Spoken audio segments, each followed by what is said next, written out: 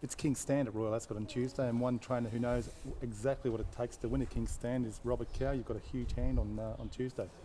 Yeah, we're lucky enough to have 3 good horses to be running in this race, and they're all going to take their chance. Yeah, we're going to give it a go.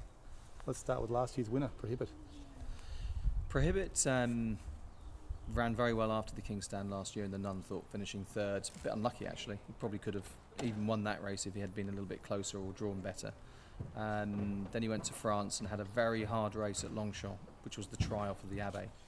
But he won, carrying a penalty, and then ran flat in the Abbey. And he's actually ran flat pretty much ever since. We think that race probably took a fair toll from him. We've been freshening him up. I know he saves a lot for Ascot. He's good at Ascot. He's got a good statistic at Ascot. And we'll take our chance. He's the reigning champion there, and let's see what he can do. What about the ground for him? What would you like to see come Tuesday? I think the ground comes in different for him, really. But now he's a bit older, I would say that a little bit of cut wouldn't go amiss. They all paraded for us this morning, and Spirit Course looked to be in great order. Spirit Course has done really well since we've had him. He's had 5 starts, and you couldn't fault any of his runs. And in all honesty, he should have picked up probably 2 of those listed races. There's not a huge jump in England between listed and group classes, you're probably aware. When he ran in the Temple Stakes, he was 3rd to Bated Breath, only beaten 3 lengths. Probably hit the front a bit too soon, could have done with a bit more cover. He's a horse I like. He's got gears. He's a young horse, and he will improve. Frankie Dettori or Ryan Moore, you're not going to lose anything either way there. No, I mean, we haven't still got to discuss with David Redvers for Sheikh Farhad, who rides the horse, as they will have the final say. But ultimately, they've just got to sit and steer him, basically. He's a fairly straightforward ride. The 30-year-old runners is Monsieur Joe, who's good in Dubai, then beaten ahead in France in the Group 3.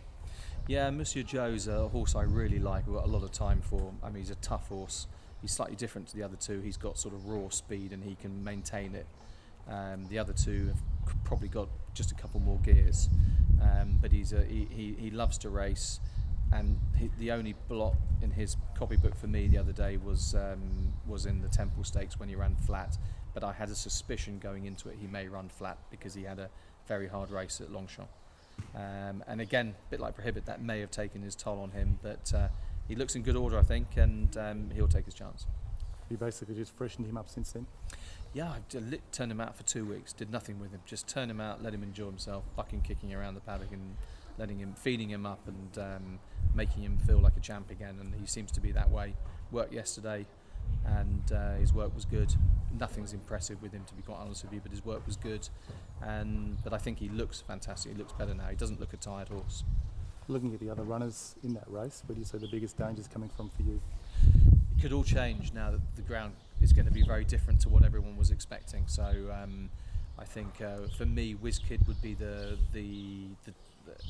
probably the good value, and I think Paul Massara's horse, if she handles soft ground, I think this stiff 5 would suit him as well. For Hortensia, she ran a cracking race in Dubai, and she's obviously a very upwardly mobile filly, and she would have for me as good a chance as any. But from the sort of European runners, I think WizKid would have the best chance.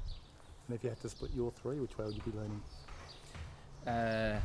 In all honesty, it's a very difficult question to answer, but it's all but literally if Prohibit came back to form, he would take the beating, I think. And I do believe that if Spirit Course doesn't win a group race this year, he'll be on the Group 1 premises next year. Outside of the King's Stand, what can we look forward to seeing from your barn for Royal Ascot? We have only one other runner, and that's in the Wokingham on Saturday. Louis Ray, nice horse. Gelded over the winter, and he's won 2 from 4 this year. The Wokingham's a good race for him, and we'll run him there probably with a claimer on board to negate his penalty that he has for winning at Ascot at Epsom the other day. I think Stewards Cup will probably be more his cup of tea, but yeah, we're excited about running him. To be at Royal Ascot is a great thrill anyway. And looking beyond the King's Stand, do we see your sprinters move on to the July Cup? No, they don't stay 6. They're all 5 furlong sprinters. Perhaps Spirit Courts might go a little bit further, but the other 2 are just out and out speedsters.